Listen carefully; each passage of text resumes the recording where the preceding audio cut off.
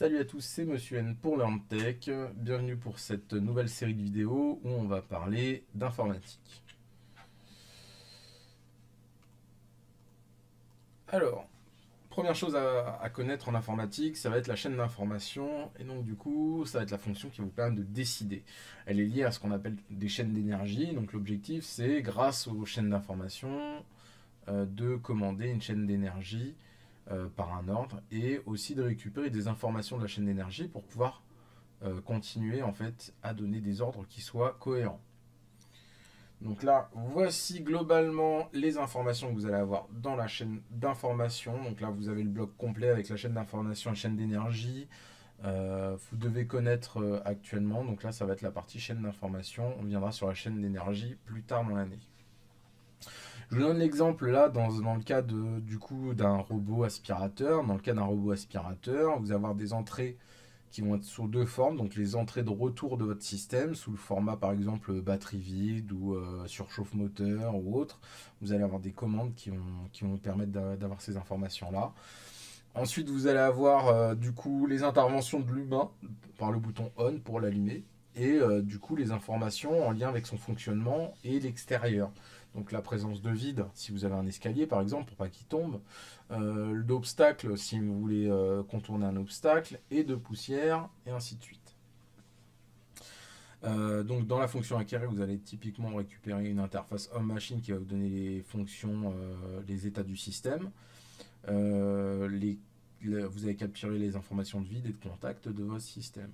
Ensuite, vous allez les traiter grâce à un automate qui va vous permettre de définir si on avance ou si on tourne. Et ensuite, vous allez communiquer par le biais de clignotement ou de bruit l'information à votre utilisateur. Et vous allez faire fonctionner votre système avec avancer et tourner. Voici globalement le fonctionnement de la chaîne d'énergie. Ici, il faudra écrire la grandeur physique que vous allez récupérer. Dans acquérir, il faudra mettre en dessous le type de capteur que vous allez avoir ou de contact que vous allez avoir. Par exemple, l'interface homme-machine va être présente ici. La grandeur physique consignée après acquisition. Le traitement pour obtenir l'information traitée. Donc là, vous allez marquer votre système ici qui va vous permettre de traiter l'information. La communication. Donc là, l'information, vous allez obtenir l'information, le message ou toute information qui va être envoyée à votre système. Et ensuite, ou pour communiquer avec vous. Et ensuite, ici, vous allez avoir ce que vous allez faire au niveau de la communication. L'information, vous pouvez l'avoir sous 4 formats principaux qui sont le texte, le son,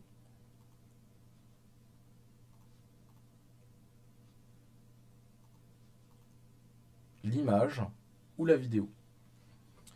Et donc du coup, je vous donne le cas d'une balance. Alors la balance analogique pure, c'est une balance avec un ressort, vous montez dessus, vous avez une aiguille. Je suis sûr qu'il y en a certains qui en ont encore chez vous. Vous montez dessus et votre poids il est indiqué très précisément. Ce qui n'est pas obligatoirement le plus intéressant. Quand vous cherchez votre poids, vous cherchez votre poids en incrémentation de 100 grammes, quoi. Et donc là, vous avez la possibilité donc de l'incrémenter en numérique pour arriver sur ce qu'on appelle les balances numériques. Alors pour ce faire, ça ne va pas être grand chose. Vous allez avoir un ressort qui va être dans votre système. Et ce ressort-là, par contre, il va être connecté à votre machine et va vous permettre de transformer cette information qui est analogique en information numérique par le biais de ce qu'on appelle un convertisseur analogique numérique. Dans le cas du son, par exemple, là, vous allez avoir peut-être des convertisseurs numériques analogiques. Vous avez votre son qui est sur votre machine. Toute information qui est dans une machine est transformable en information sous format de 0 et de 1. D'accord? Et donc du coup, là, vous pouvez la transformer en information analogique. Le son, c'est analogique. Votre oreille est naturellement analogique. Elle permet d'avoir une certaine précision selon certaines personnes pour obtenir le résultat en face. On va parler justement de cette transformation et du fait qu'il n'y ait que des 0 et des 1 en informatique. C'est dû au fait que le transfert d'informations dans des câbles, il se fait que sous format de 0 ou de 1. C'est-à-dire que quand vous n'avez pas de courant, vous êtes à 0. Quand vous avez du courant, vous êtes à 1.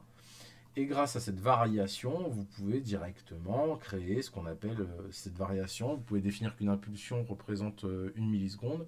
Ça sera votre digit, d'accord? Et ça caractérisera votre information. Alors, voilà, dans le cas de notre balance connectée, vous allez avoir directement une incrémentation tous les 100 grammes, parce que vous n'avez pas besoin d'avoir une précision bien plus élevée que ça. Donc, c'est ce que vous voyez là, différence de précision analogique numérique, elle peut se justifier dans certains choix, etc., pour définir si vous êtes dans un cas ou dans un autre. Donc là, on va passer à l'informatique pure, et ce que vous allez voir sur votre ordinateur en pur. Et donc là, on va aller en parler un petit peu du modèle OSI. Le modèle OSI, c'est quoi? C'est en fait un modèle qui vous permet de comprendre qu'en fait, l'information, elle est incrémentée dans d'autres informations, et ainsi de suite. Ce qui vous permet de lire un paquet d'informations, donc le contenu de l'information sous format d'un paquet. Ça va être son incrémentation dans ce qu'on appelle un protocole de type d'information. Et ensuite, il vous faudra aussi incrémenter ce protocole d'information dans une information type, comment on appelle ça? Type adresse IP. Donc les adresses IP, vous allez les avoir au niveau donc vous avez besoin d'une adresse IP, etc. pour pouvoir envoyer votre information. Donc ça c'est le... Là, vous avez la liste du paquet. Le paquet, il y a l'incrémentation dans laquelle et vous avez les informations qui sont contenues dedans. Alors, l'encapsulation, c'est quoi? C'est un paquet est un sous-groupe de digits à l'intérieur d'une trame informatique. Il permet de distinguer les différentes couches et de les trouver lors d'une lecture de trame. Et c'est ce que, justement, votre ordinateur a besoin. S'il n'arrive que des 0 et des 1, il ne saura pas quoi en faire. Si vous avez défini un protocole avec lui, sous le format du protocole OSI, et bah vous allez directement pouvoir récupérer les informations et les reformaliser. Par exemple, je vous donne un cas là. Les données Ethernet qui sont ici, d'accord, entre là et là, et bah ça va vous permettre de prendre tout ça d'informations. Et ensuite, l'entête d'IP, c'est toute cette information-là. Donc à chaque fois, en fait, vous avez des paquets dans des paquets dans des paquets. Et en fait, au début, il reçoit tout ça sous format de 0 et de 1. Il est capable de les rassembler, dire ah oui, donc ce paquet ça appartient à ça, puis après ça appartient à cette partie-là, et ainsi de suite. Alors, l'encapsulage est une stratégie d'emboîtement de paquets afin de créer des trames informatiques. Le but d'encapsuler est de définir où de se situer dans le paquet. Et donc oui, vous voyez que l'encapsulage c'est quelque chose de très important aussi.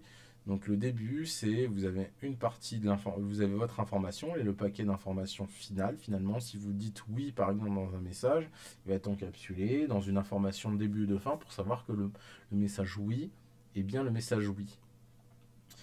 Dans les couches du modèle OSI, vous avez 7 couches. Donc les 7 couches sont les suivantes. Le physique, c'est les 0 et les 1. Les liaisons de données, ça va être typiquement, qu'est-ce que ça peut être? L'application, alors tout ce qui va être application, ça va être donc du coup ce que vous avez sur votre ordinateur. Présentation, ça va être ce que vous avez au niveau. Alors, il faut savoir que le modèle OSI est quand même assez complexe, hein, mais c'est dans l'ordre finalement de descendre de l'information. Quand vous êtes dans le transport, c'est que vous savez quel type de transport vous allez avoir.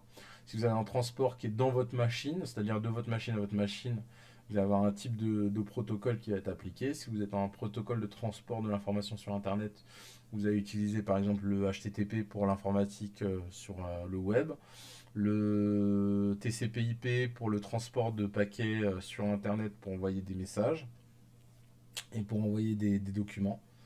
Le réseau, c'est le type de communication physique. Ça, c'est les types de câbles. Voilà. Liaison donnée, c'est le type de câble.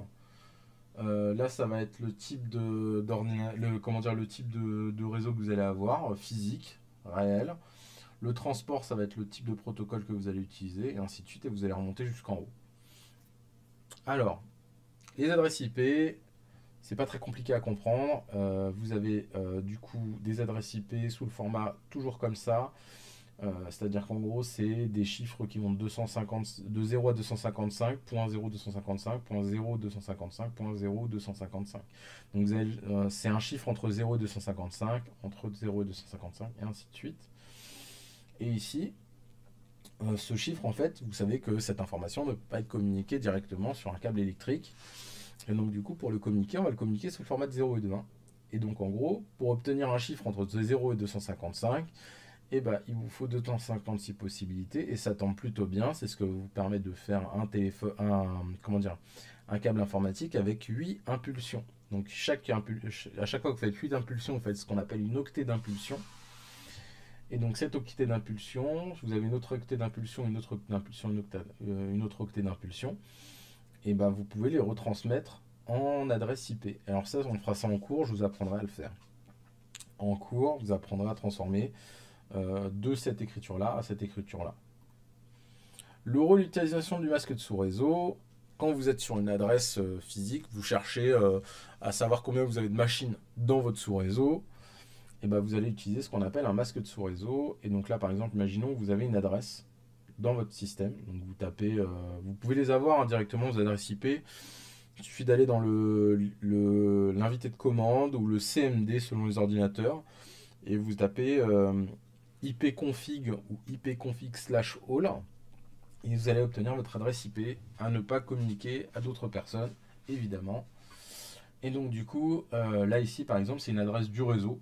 Et vous savez que vous avez un masque de sous-réseau qui est sous ce formalisme-là. Vous allez utiliser ce qu'on appelle des fonctions et logiques. Et là, vous allez faire 0. Par exemple, si vous avez 1 et 1, ça fait 1.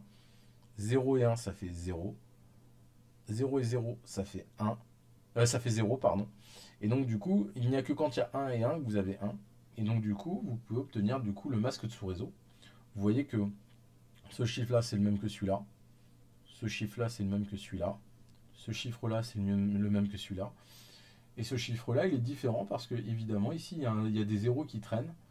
Il y a des zéros qui traînent. Et comme il y a des zéros qui traînent, vous vous retrouvez avec le masque de sous-réseau. Et donc, vous voyez que vous avez bien 128 possibilités. Parce qu'en gros, pour compléter, pour arriver à 255, il vous faudra rajouter encore 127 informations pour arriver à 255. Donc voilà, là par exemple, ensuite, si vous voulez savoir l'autre numéro 38 de votre système, bah, vous partez de là, vous partez de 0, 0, 0, on fera le travail ensemble pour que vous compreniez, mais ici, globalement, bah, vous allez refaire votre calcul pour transformer ce chiffre-là en décimal et vous obtiendrez le numéro de votre machine 38 du système. Donc là, vous voyez, le réseau d'adresses étant l'adresse du réseau plus 1, donc le premier cas possible dans l'exemple c'est 129, le 128 étant l'appareil de connexion à votre système. Et aussi, il faut savoir que l'adresse 255 à la fin du broadcast n'existe pas. On ne peut pas l'utiliser, donc dans le cas de l'exemple, on est à 193, 112, 2, 250. Et donc si vous faites 254 moins 128, vous avez 127 possibilités de connexion à votre système, même si vous avez une plage de 128. Parce que la 128e n'est pas prise en compte et que vous avez le broadcast en prendre en plus. Voilà, alors pour finir, on va finir sur le cas des adresses IPv6. Alors IPv6 c'est le développement avec les objets connectés, c'est énorme, ça faut vous en rendre compte. On passe de directement, alors là on a 1000 millions, milliards, là on a 1000 milliards, là ici on est en, je ne sais même plus combien, de possibilités, mais ça c'est avec l'avènement des objets connectés, c'est pour être sûr d'avoir une adresse IP, parce que si vous avez une adresse IP qui se rajoute en plus dans votre système il va pas apprécier. C'est ce qui s'est passé dans votre salle informatique de parce qu'en fait c'est pour ça que vous n'arriviez pas à vous connecter, on n'arrivait pas à se connecter dans toutes les salles informatiques d'ailleurs du 4e étage du lycée. Parce qu'il y avait un switch qui était branché en plus et qui piquait une adresse IP au système et qui faisait qu'il y avait des ordinateurs qui ne se connectaient pas comme il fallait. Donc du coup, c'est très important que vous ayez assez d'adresses IP pour pouvoir vous connecter. Alors, il faut savoir que du coup, l'adresse IPv6, la particularité, elle s'exprime en hexadécimal. Donc c'est plus du décimal comme avant, mais de l'hexadécimal. C'est-à-dire qu'on compte de 0 à 16 possibilités. Donc au-delà du 9, on a de 0 à 9, puis après A, B, C, D, E, et je crois qu'il y a F aussi, ouais, c'est ça. À partir de là, vous savez coder en hexadécimal, et ça on en fera un petit peu aussi s'il faut. Les 4 premières adresses vont, les 4 premiers chiffres de votre code vont vous permettre, donc avec 2 adresses en hexadécimal, on obtient l'équivalent comment dire, d'une octet. Donc là, vous avez une octet, 2 octets, 3 octets, 4 octets. Ces 4 octets vous donnent l'adresse IP V4. Et l'IPv6 va compléter avec ça. Donc là, il n'y a que des zéros pour l'instant. Donc peut-être que par la suite, il y aura peut-être plus que des zéros. Mais là, ici, pour justement augmenter le nombre de possibilités, ce qu'ils se sont dit, c'est qu'on va mettre des machines selon les opérateurs. C'est-à-dire qu'en gros, par exemple, si vous avez une machine, par exemple, moi j'ai un téléphone d'une marque, et bah, le téléphone d'une marque, bah, il sera sous un type, sous les 8 dernières lettres et chiffres finalement de l'adresse exa ici, bah, vous obtiendrez un code. Vous obtiendrez le code de votre machine, ça sera toujours le même de la machine, c'est-à-dire une Toshiba sera une Toshiba, un Samsung ça sera un Samsung, un Asus ça sera un Asus, et ainsi de suite. Voilà, c'est tout pour cette vidéo. On se revoit pour la suite la semaine prochaine. C'était tout pour cette vidéo. C'était Monsieur N. Salut!